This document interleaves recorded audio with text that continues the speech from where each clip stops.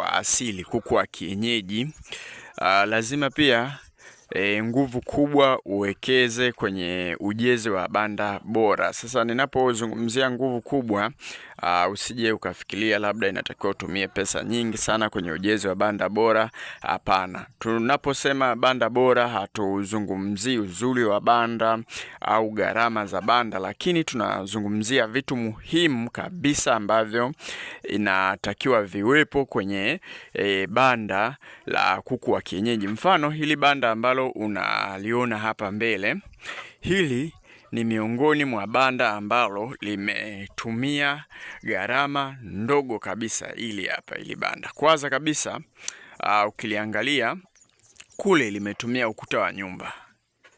Kule kuna ukuta wa nyumba, kwa hiyo umepunguza gharama ya matilio yaliyotumika upande wa kule. Lakini pia ni bati chache sana ambazo zimetumika kutokana na hili dirisha kuwa kubwa hapa.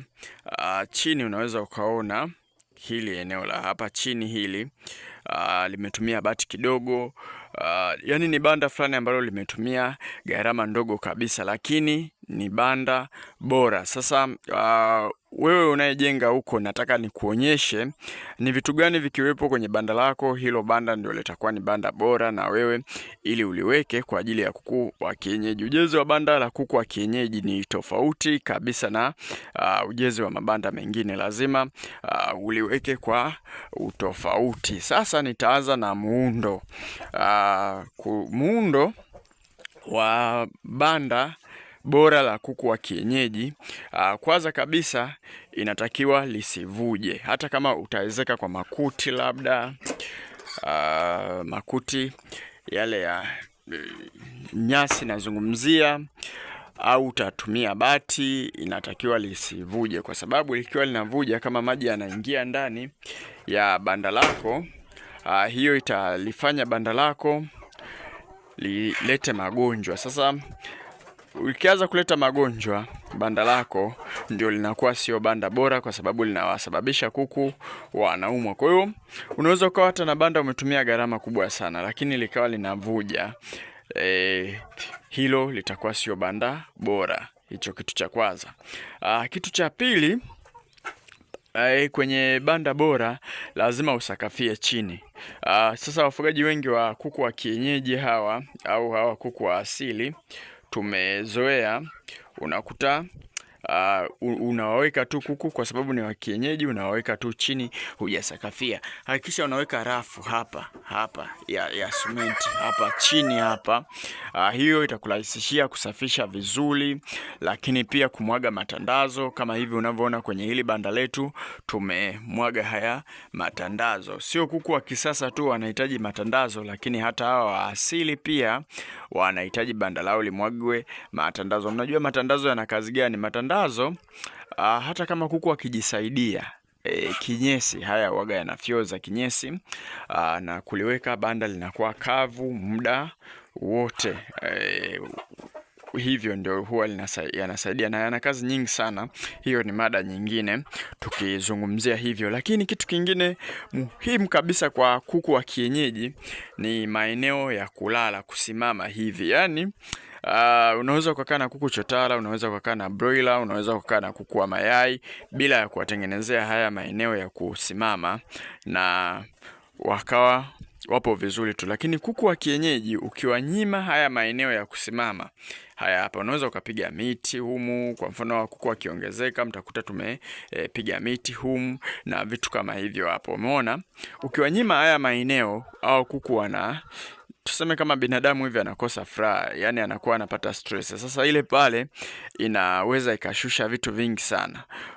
Utagaji, wakawa hawatagi vizuri, wakawa hawakui vizuri. Yani unawapa chakula vizuri kabisa cha kutaga, lakini hawatagi, hawakui vizuri kwa sababu kuku wako wana stress. Umeona, hawajapata yale mazingira ambayo wao wameyazoea. Lakini ukiwawekea hivi, unaweza ukaona hata hapa asilimia kubwa ya kuku karibia wote wanalala haya maeneo ya juu. Ni kitu ambacho kuku wa kienyeji wanakipenda sana. Lakini pia Kwenye muundo, jambo jingine ni muhimu sana kuweka madirisha makubwa ambayo yataweka mzunguko mzuri wa hewa.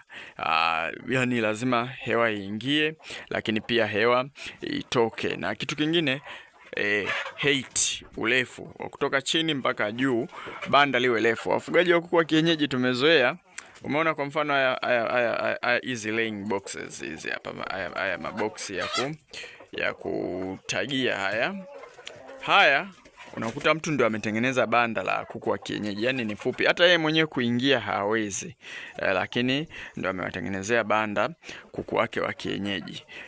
Ni vizuri ukatengeneza banda ambalo lina urefu mzuri, lakini pia ruhusu mwanga wa jua uwe unaweza kuingia bandani asubuhi na jioni, kama utakuwa unatengeneza incubator kwa ajili ya vifaranga. Incubator ni eneo la kutagia, eneo la kulelea vifaranga. Utakuwa umetengeneza eneo la kulelea vifaranga. Vifaranga lazima wapate jua la asubuhi na jioni.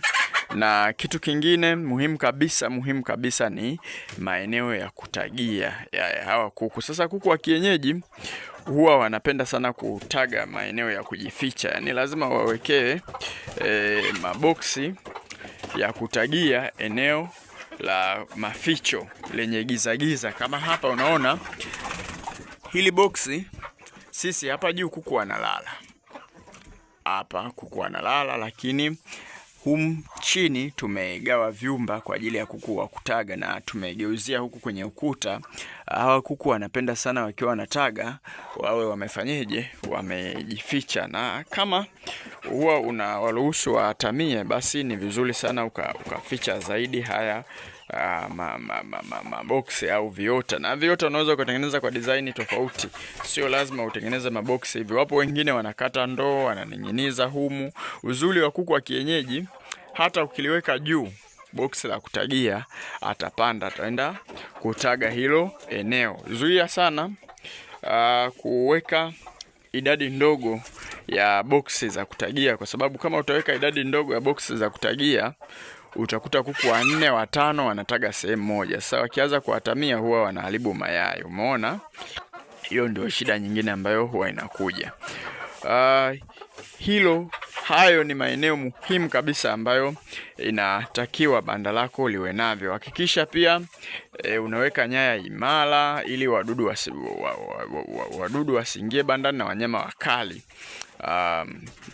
kama fisi nini wasiweze kubomoa banda lako. Lakini pia banda lisiwe eneo ambalo linatoamisha maji au kwenye mkondo wa maji huwa yanapita, liinuke juu kidogo, yani ujaze kifusi kwa kiasi fulani. Umeona? Kwa hivyo ndivyo ambavyo unaweza ukajenga banda bora kwa ajili ya kuku wa kienyeji, ili uweze kupata matokeo bora kabisa. Matokeo bora ya kuku wa kienyeji pia yanatokana na mazingira ambayo wanakuwa wanaishi. Lakini pia tunawakumbusha, unaweza ukajiunga na kundi letu la WhatsApp. Ada yake ni shilingi 8,000. Utajifunza vitu vingi sana kuhusiana na ufugaji wa kuku kwa muda wa miezi 8. Pia tunavyo vitabu ambavyo vinatoa elimu ya ufugaji. Tunacho hata kitabu cha ufugaji bora wa kuku wa kienyeji. Ni kitabu kizuri sana ambacho kitakuelezea namna ambavyo unaweza ukafuga kuku wa kienyeji. Hapa nimezungumzia banda lakini sijataja vipimo. Ukiwa na kile kitabu mle ndani utakutana na vipimo, namna ambavyo unaweza ukapima banda la kienyeji. Utakutana na miundo mbalimbali tofauti ya mabanda. Kwa hiyo utachagua tu, hata fundi utamuonyesha, mimi nataka banda kama hili kutoka kwenye kile kitabu. Vitabu vyetu ni soft copy, tunakutumia kwa njia ya WhatsApp. Hatuna ile hard copy, kitabu kama kitabu. Maana kuna mtu anakupigia nataka kitabu kama kitabu hicho, sisi hatuna. Tunacho soft copy, tunakutumia kwenye WhatsApp. Ukitaka kitabu kama kitabu, unaenda stationery, wana print, wanakupatia kile kitabu chenyewe sasa kwa gharama ndogo kabisa. Vitabu vyetu chenye peji nyingi sana ni peji 22. Asanteni na kwa elini. Vitabu vyetu ni shilingi 10,000.